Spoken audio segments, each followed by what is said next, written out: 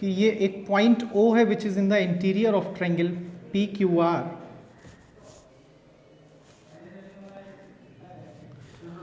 a line EF intersecting the two sides of triangle PQR and let this point be D. अब जरा यहां पे ध्यान दीजिए कि हमें गिवन क्या है क्वेश्चन में कि DE जो है वो पैरेलल है OQ के एंड DF जो है वो पैरेलल है OR के। तो दो डेटा गिवन है और हमसे कहा गया है कि शो दैट, जो हमें प्रूफ करना है वो है कि proof that EF parallel QR, ये हमें प्रूफ करना है कि EF QR के पैरेलल है। तो देखिए इसे कैसे क्वेश्चन को सॉल्व करेंगे। तो यहां पे सबसे पहली चीज जो आपको समझनी है कि DE पैरेलल है OQ के। DE किसके पैरेलल है? OQ के। और DF पैरेलल है OR के। तो हमें यहां पे सबसे पहला केस लेंगे कि इन ट्रायंगल, अब कौन सा ट्रायंगल यूज करेंगे? जब DE पैरेलल OQ है हम ट्रायंगल लेंगे POQ। In triangle POQ DE parallel OQ। DE किसके पैरेलल है? OQ के। अब कल बेसिक पिछले वीडियोस में हमने बेसिक प्रोपोर्शनलिटी थ्योरम को स्टडी किया था, उसमें क्या कहा था कि if a line is parallel to the base line तो triangle is the sides are divided in the same ratio. तो क्या मैं यहां पे कह सकता हूं कि PE upon EQ equals to PD upon DO। ये इक्वेशन फर्स्ट हो गई हमारी। आप चेक करिए कि यहां पर ED पैरेलल थी OQ के, तो ये रेशियो कहां से ब्रेक होगा? पॉइंट E से। तो PE upon EQ equals to PD upon DO। ये इक्वेशन फर्स्ट हो गई है। अब हम ट्रायंगल ले रहे हैं कौन सा? दूसरे वाले केस के लिए DF parallel OR। DF OR के पैरेलल है तो ट्रायंगल ले रहे हैं POR। In triangle POR DF parallel OR। DF किसके पैरेलल है? OR के पैरेलल है। तो क्या यहां पे हम BPT लगा सकते हैं कि PF upon FR equals to PD upon DO। ये आ गई हमारी इक्वेशन सेकेंड। अब जरा इक्वेशन फर्स्ट और सेकेंड को ऑब्जर्व करिए कि इक्वेशन फर्स्ट और सेकेंड के right hand side both are equal. तो क्या मैं यहां पे कंक्लूड कर सकता हूं कि from first and second there LHS will also be equal? क्योंकि क्लास 9th में पढ़ा था कि अगर किसी चीज के RHS इक्वल है तो LHS भी इक्वल होंगे। तो यहां पे हो गया PE upon EQ equals to PF upon FR।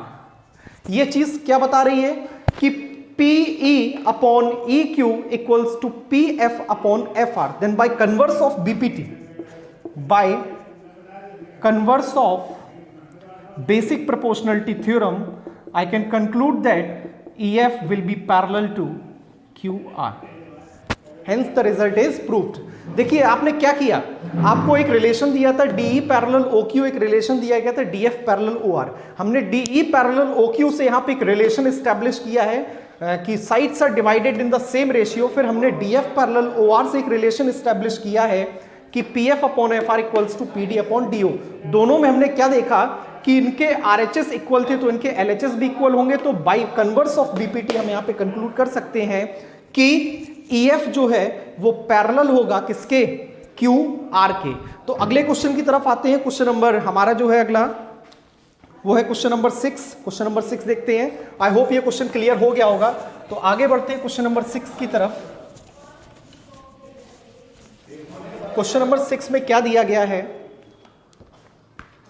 एक ट्रायंगल दिया गया है PQR। ये ट्रायंगल हो गया हमारा PQR।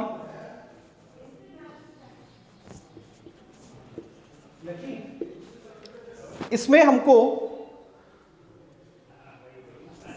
एक पॉइंट दिया गया है O which is in the interior of triangle PQR।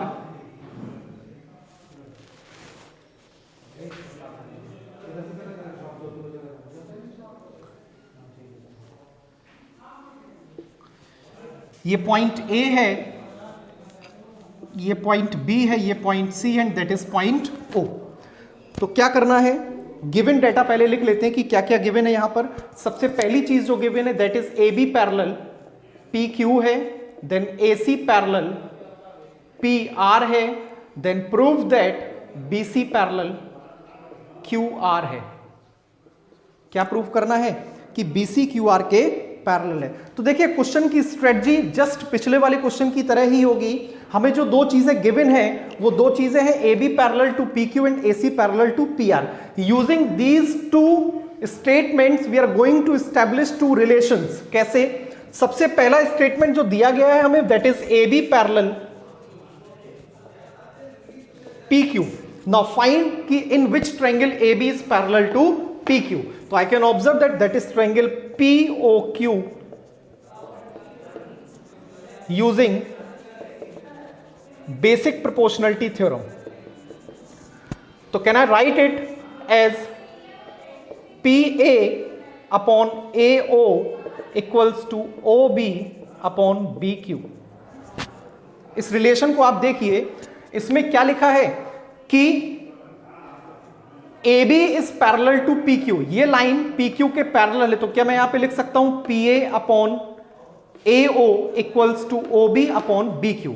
Now the second relation that is given AC parallel PR। अब ढूंढिए कि AC और PR किस ट्रायंगल में आपके आ रहे हैं। तो ये आपका ट्रायंगल है POR। इन ट्रायंगल POR ये अब आप खुद करेंगे। ट्रायंगल POR में क्या है, AC is parallel to PR, then you will use basic proportionality theorem, that is the sides are divided in the same ratio। जैसे ही आप इसमें बेसिक प्रोपोर्शनलिटी थ्योरम यूज करेंगे आप एक और रिलेशन एस्टैब्लिश करेंगे लाइक इक्वेशन सेकंड। ये आपके लिए छोड़ रहा हूं कि इक्वेशन सेकंड एस्टैब्लिश करेंगे, then you will observe from equation first and second and will conclude by converse of BPT कि BC is parallel to QR। The question is same like the previous question that we have solved। इसीलिए ये आपके लिए homework है कि इस question को आप करेंगे। मैंने थोड़ी हिंट दे दी है क्वेश्चन में कि कैसे अटेम्प्ट करना है। तो आगे बढ़ते हैं अगले क्वेश्चन की तरफ, that is our question number 7। Question number 7 में आपको एक चीज यहां पे रिमाइंड करानी होगी। क्लास 9th में आपने मिड पॉइंट थ्योरम पढ़ी है। क्वेश्चन नंबर 7 हमसे कहा गया है